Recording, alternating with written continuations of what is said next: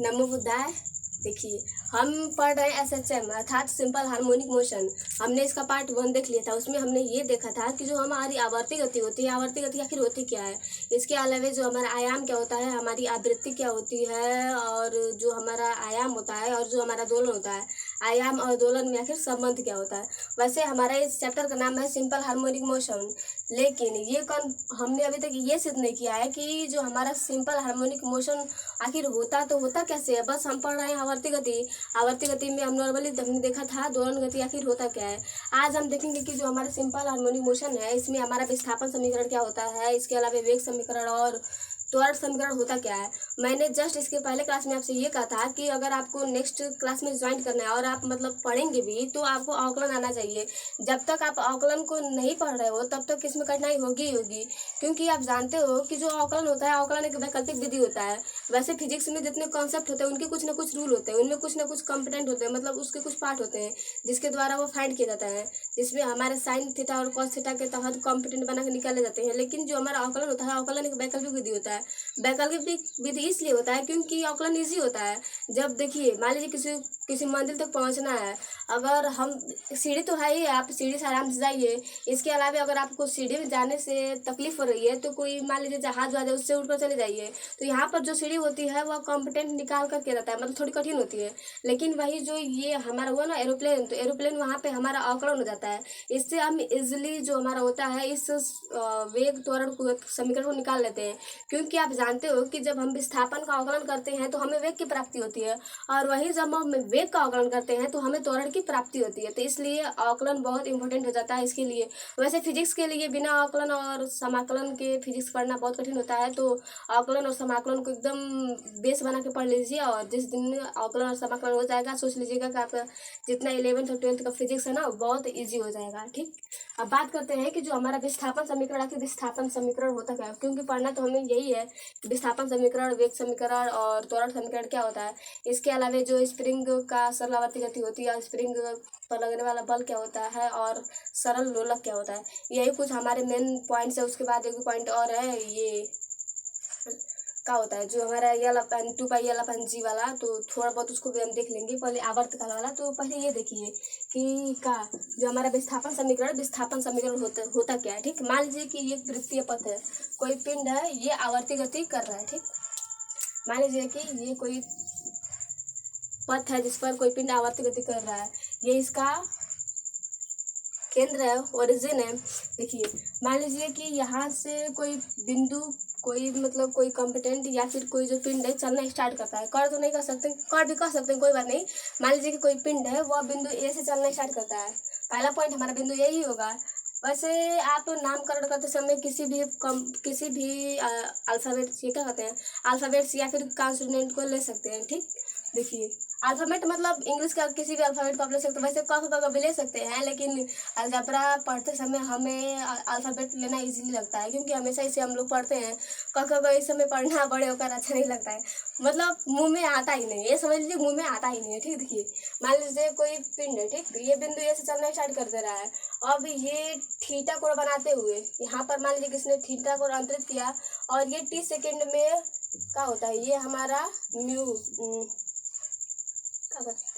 Omega वेग से ये गतिशील है। ठीक, देखिए कोई पिंड है, ये ए से चलना स्टार्ट करता है, ये t सेकंड लगाता है, और थीटा को अंतरित करते हुए ये ओमेगा, मतलब आप जानते हो कि जो ओमेगा होता है, ओमेगा हमारा कोणीय वेग होता है, तो ओमेगा वेग से ये आगे बढ़ रहा है।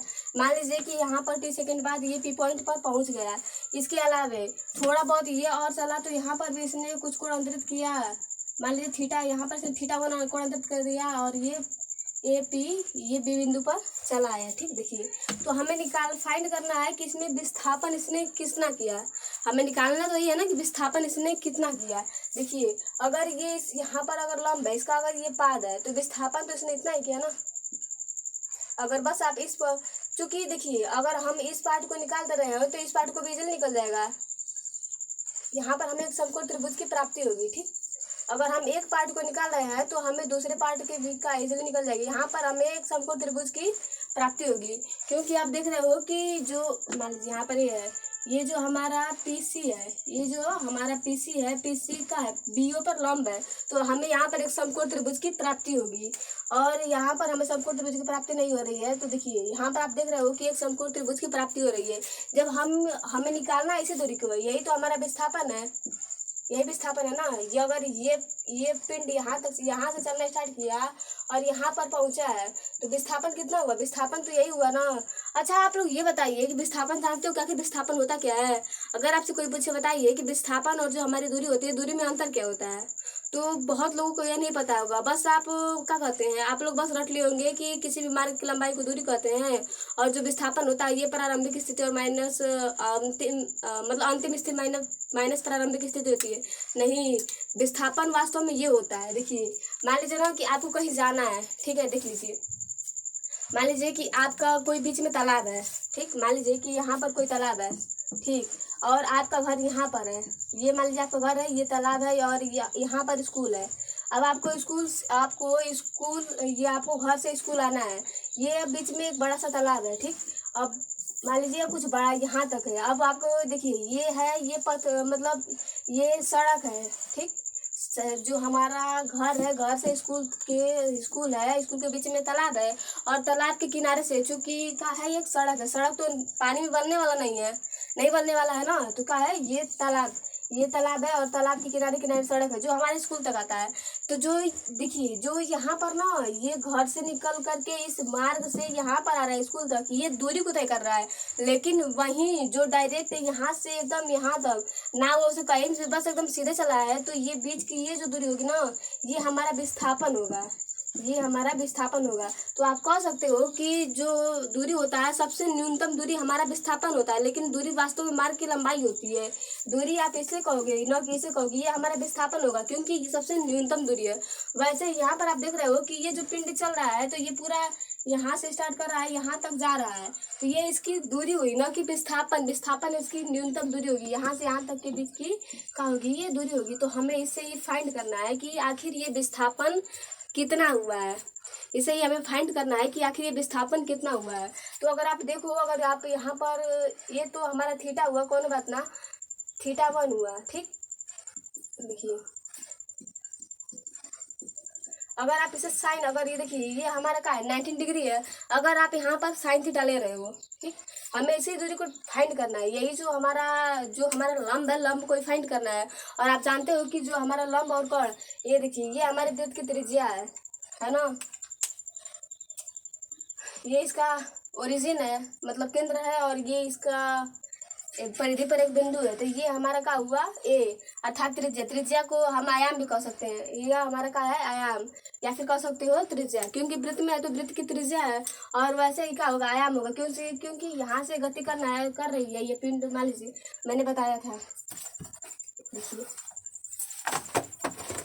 प्रैक्टिस मतलब क्या कहते हैं, एक्सपेरिमेंट करके बताओ ना, तो बहुत अच्छा रहता है, वैसे कन्फ्यूजन नहीं रहती है। कैसे हो गया, देखिए मान लीजिए ना, ये इसका केंद्र है, ठीक, ये इसका केंद्र है, जो हमारा मैंने बनाया है। ये पिंड कुछ ऐसे घूम रहा है, अपने पथ पे कुछ ऐसे घूम रहा है। अगर ऐसे ही है, देखिए अगर ये यहाँ से चलना स्टार्ट कर रहा है, तो ये ऊपर तो नहीं जा रहा है, इधर ही आ रहा है ना, तो ये इसकी सबसे अधिकतम दूरी होगी। और ये त्रिज्या भी है और आयाम भी है, क्योंकि ये इसकी सबसे अधिकतम दूरी है।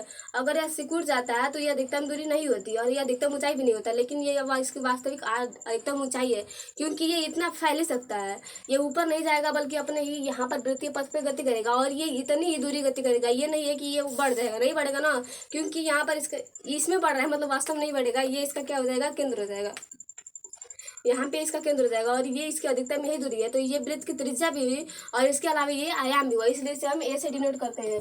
और हम जब हमारा कोणीय विस्थापन होता है ना, तो वहाँ पर हम विस्थापन को वाई से डिनोट करते हैं। तो ये हमारा मान लीजिए विस्थापन क्या हुआ, वाई हुआ।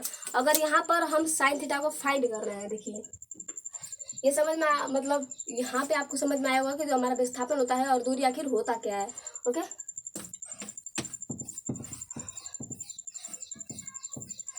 देखिए अगर यहाँ पर हम साइन थीटा को फाइंड करते हैं, ओके, साइन थीटा, अगर आप यहाँ पर साइन थीटा फाइंड करते हो, तो आप जानते हो कि जो हमारा साइन थीटा होता है, ये लंब बटे कोण के इक्वल होता है। अगर यहाँ पर आप लंब निकाल रहे हो तो आप देख रहे हो कि ये जो लंब है हमारा CO है, और जो इसका कर्ण है, कर्ण हमारा क्या है, OP है। कर्ण हमारा क्या है, OP है। आप देख रहे हो कि जो हमारा CO है ये हमारा Y है, और जो हमारा OP है ये हमारा A है। ओके, देखिए यहाँ पर हमारा साइन थीटा इक्वल CO क्या है हमारा, Y है, और जो हमारा OP है A है। अगर यहाँ से हम Y को फाइंड करेंगे तो क्या होगा, ये साइन थीटा। यहाँ पर ना देखिए इसको आप नोट, यही हमारा बेस है, आप ना इसे नोट बना के याद रखिएगा कि यहाँ पर हमने क्या किया है, तो y बराबर ये साइन थीटा।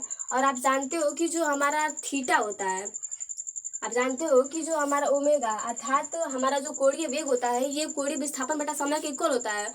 और यह जो हमारा वृत्तीय पथ होता है, वृत्तीय पथ में जो हमारा कोणीय विस्थापन होता है उससे हम थीटा से डिनोट करते हैं। जो हमारा कोणीय विस्थापन होता है, कोणीय विस्थापन को हम थीटा से डिनोट करते हैं, और जो हमारा समय होता है समय को हम टी से डिनोट करते हैं।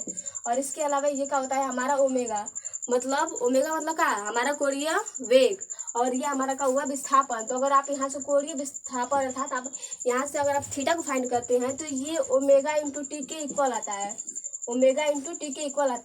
तो यहाँ पर ये नोट देकर याद रखिएगा, यही आपका बेस है। एक ये याद रखिएगा, और सेकेंड वाला ये कि जो हमारा साइन थीटा होता है ये हमारा y/a के इक्वल होता है। यहाँ पर ये दो को विशेष रूप से याद रहेगा।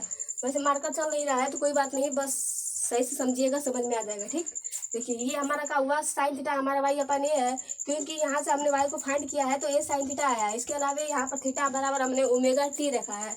ठीक, थीटा बराबर ओमेगा टी रखा है, तो यहाँ पर अगर हम थीटा की जगह ओमेगा टी रखते हैं, वैसे विस्थापन बराबर याद रखिएगा कि जो हमारा विस्थापन होता है ये साइन थीटा के इक्वल होता है, लेकिन वहीं पर हम थीटा की जगह ओमेगा टी रख देते हैं तो वहाँ पे हमारा विस्थापन ये साइन ओमेगा टी हो जाता है। ठीक, तो यहाँ पर हमारा क्या हो जाएगा, ए साइन ओमेगा टी, ये क्या हो गया, ए साइन ओमेगा टी। यहाँ पर जो हमारा ओमेगा टी या फिर जो हमारा थीटा होता है, थीटा यहाँ पर हमारा फेज होता है अर्थात कला होता है। यहाँ पे ये जो हमारा ओमेगा टी होता है ना, इसके अलावा एक और सूत्र होता है, ए इक्वल ए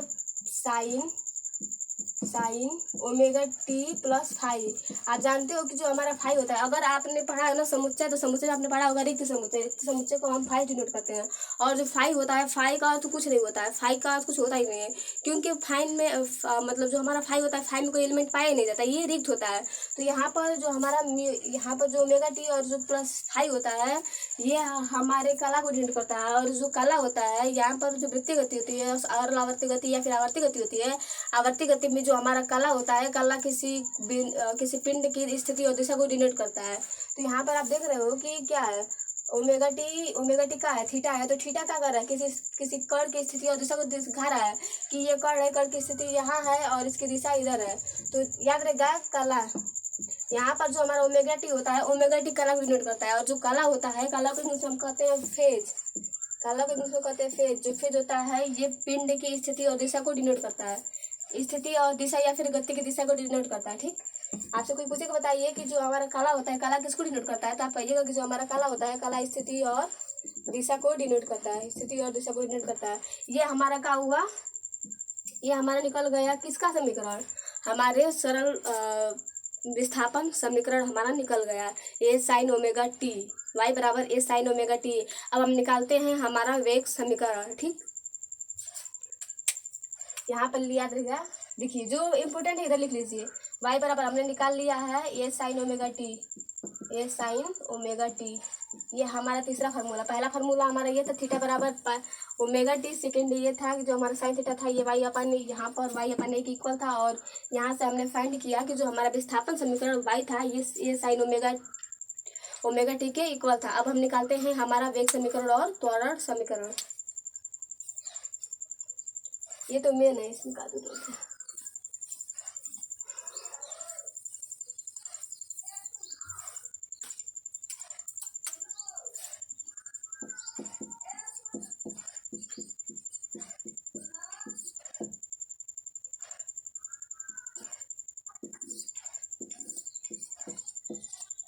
निकाल रहे हैं वेग समीकरण। मैंने यह स्टार्ट में कहा था कि जब हमें वेग समीकरण को प्राप्त करना है तो हम विस्थापन का अवकलन कर देंगे। तो यहाँ पर हम जब विस्थापन समीकरण का अवकलन करेंगे तब हमारा क्या आ जाएगा, हमारा वेग समीकरण आ जाएगा इजिली। ठीक है, देखिए अगर हम इसका अवकलन करते हैं का, तो dy by D T equal D A sine omega T upon D T. सम्यक सापेक्ष अवकलन करेंगे। ठीक है, आप जानते हो कि जो हमारा वेग होता है ये विस्थापन बटा समय के इक्वल होता है। तो यहाँ पर dy बराबर विस्थापन और dt बराबर समय, तो विस्थापन बटा समय ये किसके इक्वल होता है, हमारे v के इक्वल होता है। और यहाँ से अगर देखिए ये हमारा जो ये होगा, ए कांस्टेंट होगा, जो त्वरण निश्चित है, तो यहाँ पर हमारा ये बाहर आ जाएगा, अवकलन से बाहर हो जाएगा, बचेगा का हमारा D sign omega T upon D T. ठीक है, तो देखिए यहाँ पर अवकलन आया ना, यहाँ पर देखिए v इक्वल ए, आप जानते हो कि जो हमारा साइन थीटा होता है, साइन थीटा, यहाँ पर ओमेगा टी वास्तव में हमारा थीटा ही है, क्योंकि हमने थीटा की जगह पर ओमेगा टी रखा है। तो ए साइन थीटा का अवकलन क्या होता है, साइन थीटा का कॉस थीटा। ठीक, तो ए कॉस थीटा और यहाँ पर क्या हो जाएगा ओमेगा टी। लेकिन अभी हमारा ये सही नहीं है। फिर देखिए ये ओमेगा टी का ओमेगा बाहर आ जाएगा, फिर कास ओमेगा टी। इस पॉइंट की याद रखेगा कि जब हम कास ओमेगा टी का अवकलन करते हैं, क्योंकि जो हमारा ए होता है एक कांस्टेंट होता है, अवकलन से बाहर हो जाता है।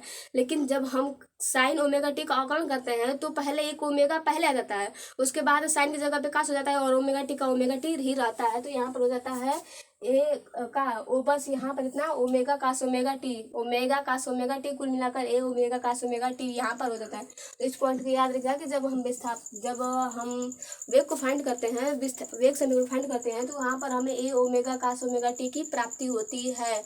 ये क्या हुआ हमारा सेकेंड, हमारा वेग समीकरण। ठीक, अभी इसको हम और तोड़ सकते हैं, लेकिन जब हमें त्वरण समीकरण निकालना होगा तो वहाँ पे कुछ करना होगा ना। तो यहाँ पर ये वास्तव में ये हमारा दूसरा समीकरण है, वेग समीकरण है, इसे हम और तोड़ सकते हैं।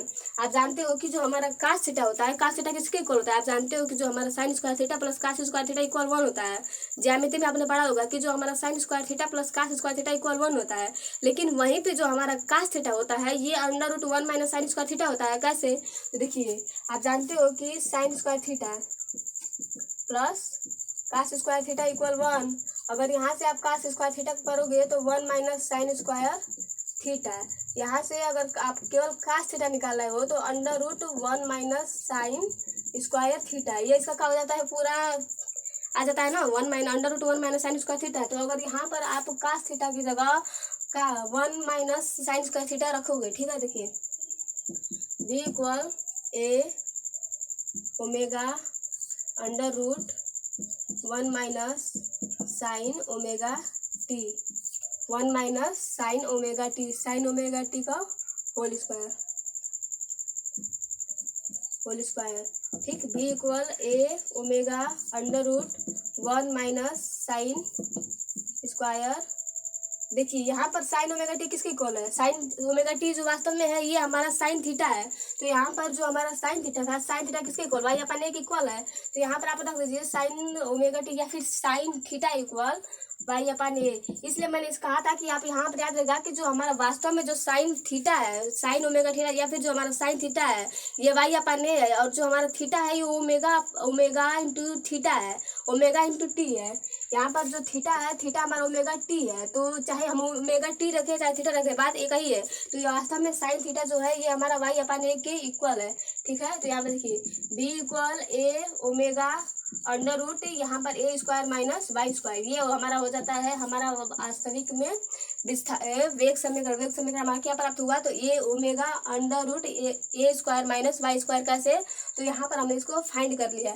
लेकिन जो हमारा बेसिकली कॉन्सेप्ट है ये हमारा है, जो हमारा भी होता है ये ए ओमेगा कास ओमेगा टी, और जब इसको हम तोड़ते हैं तो यहाँ पर हमें प्राप्त होता है जो हमारा भी होता है ये ए ओमेगा √ ए स्क्वायर माइनस वाई स्क्वायर, क्योंकि हमें आयाम और विस्थापन के पदों में तो ज्ञात करना है, और यहाँ पे कास थीटा भी आ जाता है। तो कोई बात ना, हमें वास्तव में यहाँ पर आयाम और हमें दो ही हमें कांस्टेंट एलिमेंट प्राप्त है, विस्थापन और उसका आयाम, तो उसमें निकालना ही होगा। तो इसे हम टूर मॉडल कैसे कर देते हैं, लेकिन वास्तव में जो इसका समीकरण होता है हमें ये प्राप्त होती है कि जो हमारा भी आता है ये ओमेगा कास ओमेगा टी के इक्वल आती है।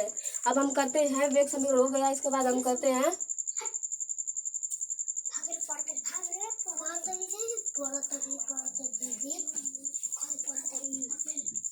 हमारा सेकेंड कॉम्पोनेंट है, हम मतलब एलिमेंट या फिर कंटेंट है हमारा त्वरण समीकरण। त्वरण समीकरण को कैसे फाइंड किया जाता है, तो बस जब हम वेग समीकरण का कर देंगे, हम अवकलन कर देंगे तो हमें त्वरण की प्राप्ति हो जाएगी, त्वरण समीकरण का प्राप्ति हो जाएगा। ठीक, ये क्या हुआ हमारा त्वरण समीकरण। त्वरण समीकरण हमारे वेग समीकरण की क्या प्राप्ति थी, मैं तो खुद ही भूल गई। हमारा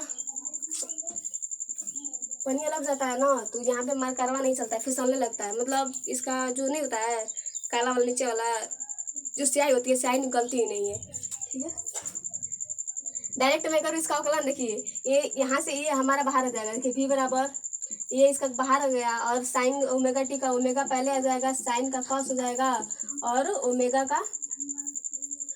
टी का क्या हो जाएगा, ओमेगा टी होगा। अब इसका हम अवकलन कर रहे हैं, तो D Y by D T, D B बटा D T equal D A omega cos omega T upon D T. जो आप जानते हो कि D B upon D T होता है ये हमारे ए, और मतलब त्वरण के इक्वल होता है। और जो हमारा वृत्तीय गति होती है, वृत्तीय गति में जो हमारा त्वरण होता है वो अल्फा के इक्वल होता है। ये जो होता है ये हमारे अल्फा के इक्वल होता है। तो यहाँ पर हमारा अल्फा हो जाएगा, यहाँ पर ए, और जो ओमेगा कांस्टेंट है, ये ओमेगा कांस्टेंट है, तो ए ओमेगा बाहर निकल जाएगा। और कास थीटा का आप जानते हो कि होता है sine theta minus sine theta, और यहाँ पर ओमेगा टी में से एक ओमेगा इधर आ जाएगा, तो इंटू ओमेगा, और कास का minus sine theta into minus sine omega T. ये क्या हो गया हमारा अवकलन। तो अल्फा बराबर ए ओमेगा स्क्वायर, ए माइन यहाँ पर माइनस पहले आ जाएगा, तो minus A omega square sine omega T. ये हमारा क्या हो गया अवकलन अल्फा का। और आप इससे ये हमारा वास्तविक समीकरण प्राप्त हुआ।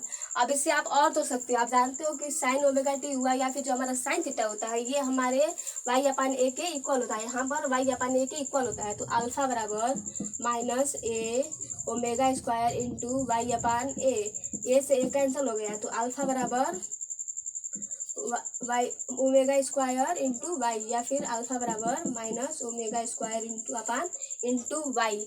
ये हमारा क्या हुआ त्वरण समीकरण की लास्ट रूप से यह प्राप्ति हुई। आप जानते हो कि जो हमारा यहाँ पर ओमेगा है, जो हमारा कोणीय वेग है, ये एक नियतांक है, क्योंकि यहाँ पर जो पिंड गति कर रहा है ये एक समान वेग से गति कर रहा है। हर पॉइंट पर जो इसका वेग होगा ये समान होगा।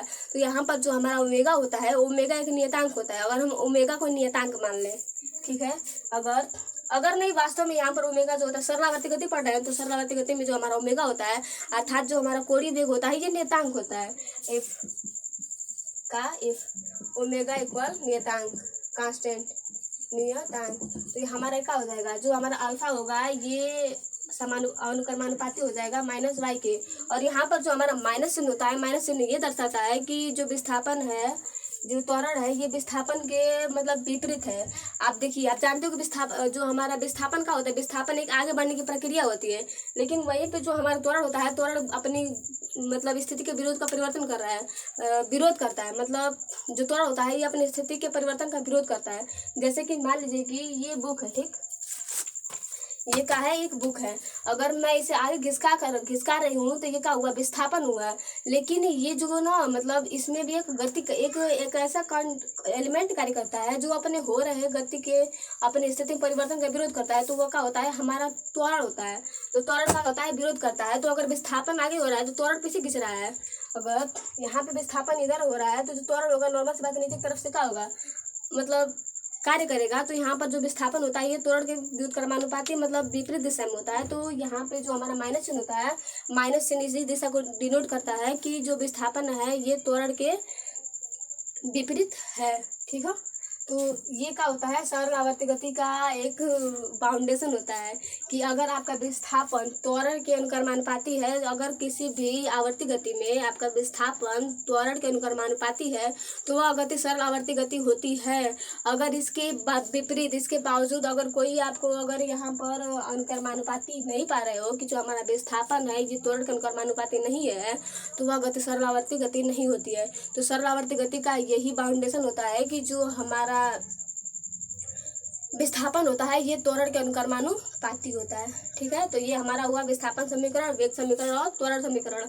आशा करती हूँ कि आपको ये समझ में आया हो। एक मिनट रुक जाइए। तो आज के लिए बस इतना ही, मिलते हैं फिर अगले वीडियो में। आशा करती हूँ कि आपको ये समझ में आया होगा। इसमें बस अवकलन का कुल खेल है। अगर आपने अवकलन को एक बार समझ लिया और इसको मैंने कैसे बनाया ये समझ लिया तो आपको इसमें समझने में बहुत ईजी होगी। बस याद रहेगा कि हमें का विस्थापन फाइंड करना है और ये इसका आयाम होता है। और साइन यहाँ से अगर आप साइन थीटा फाइंड करोगे तो साइन थीटा वाई अपन एक इक्वल होगा। और यहाँ से अगर आप वाई विस्थापन प्राप्त करते हो तो ये साइन थीटा प्राप्त होगा। और वहाँ पे जो थीटा होता है ये वास्तव में ओमेगा टी के इक्वल होता है। और जब ए साइन ओमेगा टी हो गया तो ये हमारा विस्थापन समीकरण प्राप्त हो जाती है। और जब हम ए साइन ओमेगा टी का पुनः अवकलन करते हैं तो वहाँ पर हमें वेग समीकरण की प्राप्ति होती है। और वेग समीकरण में क्या प्राप्त होता है, एक कांस्टेंट होता है तो एक अवकलन से बाहर निकल जाता है। जो साइन होता है साइन का कास हो जाता है, ओमेगा टी से एक ओमेगा पहले जाता है तो ए ओमेगा कास ओमेगा टी हो जाता है। तो ये हमारा क्या होता है, वेग समीकरण हो जाता है। और वहाँ पर जो हमारा कास ओमेगा टी होता है, कास ओमेगा टी की जगह हम 1 minus under root 1 minus sine square omega T रखते हैं, क्योंकि हमें यहाँ पर साइन थीटा की प्राप्ति हुई होती है। वैसे ही आप ठीक है, तो यहाँ से हमें इसकी प्राप्ति हो जाती है का प्राप्ति होती है। वहाँ से कट पीटे कुछ आता है, ये क्या आता है, ए ओमेगा आता है अंडर रूट ए स्क्वायर माइनस वाई स्क्वायर हो जाता है। फिर जब हम वेग समीकरण का अवकलन करते हैं कौन सा, ये साइन ए ओमेगा कास ओमेगा टी का, तो हमें वहाँ से त्वरण की प्राप्ति होती है, त्वरण समीकरण की। तो यहाँ पर हमें प्राप्त होता है लास्ट में माइनस ओमेगा स्क्वायर वाई। और यहाँ पर जो हमारा ओमेगा होता है, जो वेग होता है सरल आवर्ती गति में कांस्टेंट होता है। जब कांस्टेंट होता है तो हमारा जो त्वरण होता है ये विस्थापन के अनुक्रमानुपाती होता है। जब जो हमारा त्वरण विस्थापन के अनुक्रमानुपाती हो जाता है तो ये डिनोट करता है कि जो ये गति है सरल आवर्ती गति होती है। तो आज के लिए बस इतना ही, मिलते हैं फिर अगले वीडियो में। आशा करती हूँ कि आपको ये जो समीकरण है आपको ये भी समझ में आया होगा। यही कठिन था इस चैप्टर में, उसके बाद सब इजी है। एक दो कंटेंट बनाने में आपको सरल लोलक में थोड़ा बहुत तकलीफ होगा, लेकिन उसको भी हम इजीली देख लेंगे। जैसे इसे तोड़ा उसे भी तोड़ देंगे। ठीक, इन तीनों पॉइंट क्या देगा, कैसे का हुआ है, अगर आप इन पर ध्यान दे दिए तो आपको इसे फाइंड करने में 1% की भी तकलीफ नहीं होने वाली है। तो आज के लिए बस इतना ही, मिलते हैं फिर अगले वीडियो में। नमो बुद्धाय।